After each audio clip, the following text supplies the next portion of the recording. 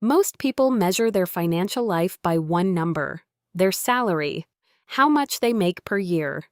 And that makes sense because your salary is the number on your offer letter, the number you tell people when they ask how you are doing professionally, the number that determines whether you can afford an apartment or qualify for a loan. It feels like the most important number in your financial life, but it is not even close.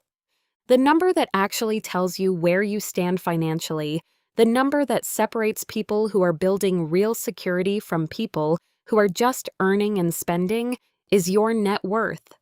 And most people either do not know what theirs is, or they have never calculated it at all. Today, we are going to fix that. We are going to break down exactly what net worth means, how to calculate yours right now, what a good number looks like at different stages of life, and why this one number matters more than your salary, your budget, or how much you spend in a month. If you have been following along with this series, we talked last week about lifestyle inflation and how spending rises to absorb income every time income goes up. Net worth is the clearest way to see whether that pattern is affecting you, because your net worth does not care how much you earn. It only cares how much you keep. Let's start with the definition, and it is simpler than most people expect. Net worth is what you own minus what you owe. That is it. Everything you own that has financial value is called an asset. Everything you owe to someone else is called a liability. Subtract your liabilities from your assets and you have your net worth. It can be a positive number. It can be zero. It can be negative. All three are more common than you think. Let's walk through what actually counts on each side. Your assets include things like the balance in your checking and savings accounts, the value of your retirement accounts, like a 401k or an IRA, any investment or brokerage accounts you have, the current market value of your home if you own one, the value of any other property you own, and the current resale value of your car. If you own a small business, a portion of its value may count as well. Some people include personal property like jewelry or collectibles, but for most people, those numbers are small and hard to value accurately, so it is fine to leave them out. Your liabilities include your mortgage balance if you have one, your car loan balance, your student loan balance, any credit card debt, personal loans, medical debt, and anything else you owe to a lender or creditor. Now let's make this real with an example. Imagine someone named Jason. Jason is 32 years old, lives in Austin, Texas, and earns $70,000 a year. On paper, that sounds pretty solid, but let's look at his net worth. Jason has $4,000 in his checking account, $12,000 in his 401k, and his car has a resale value of about $14,000. His total assets come to $30,000. On the other side, he has $18,000 left on his car loan, $26,000 in student loans, and $4,000 in credit card debt. His total liabilities are $48,000. Subtract 48 from 30, and Jason's net worth is negative $18,000. That does not mean Jason is failing. A negative net worth in your late 20s or early 30s is extremely common, especially with student loans in the picture. What matters is the direction. Is that number moving up over time or staying the same? Now, let's look at someone else. Same age, similar income. Maya is 34, lives in Columbus, Ohio, earns $65,000 a year, and has been consistent about saving since her mid-20s.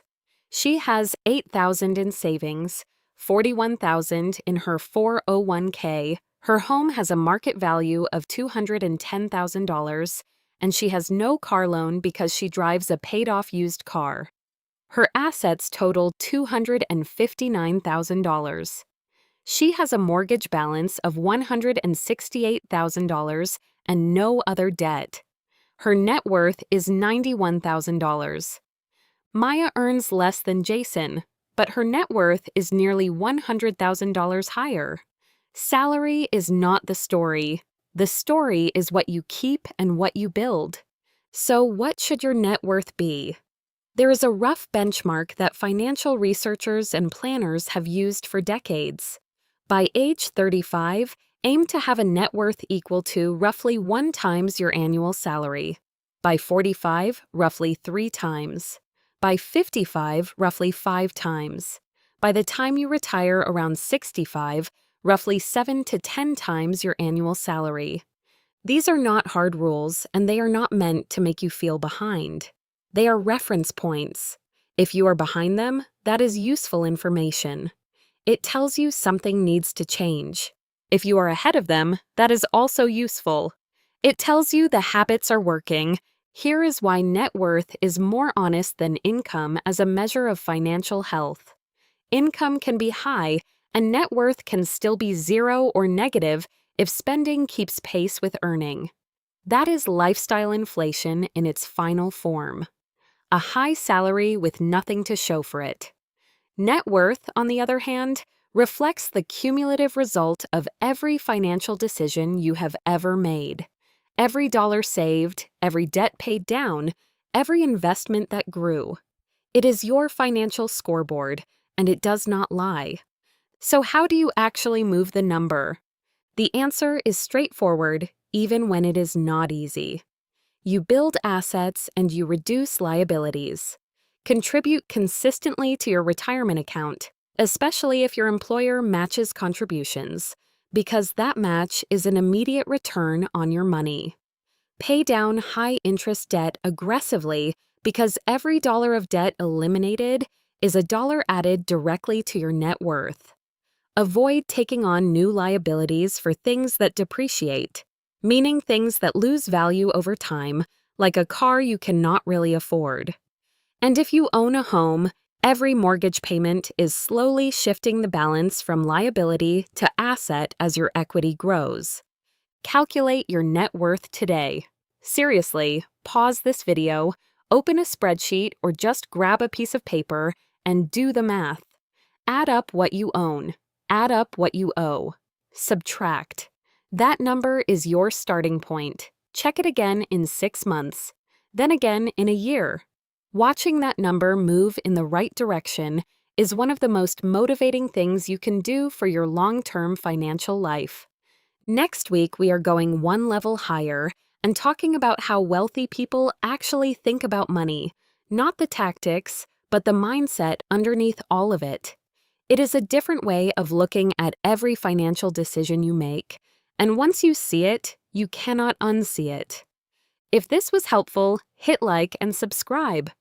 New videos every week, all in plain language. See you in the next one.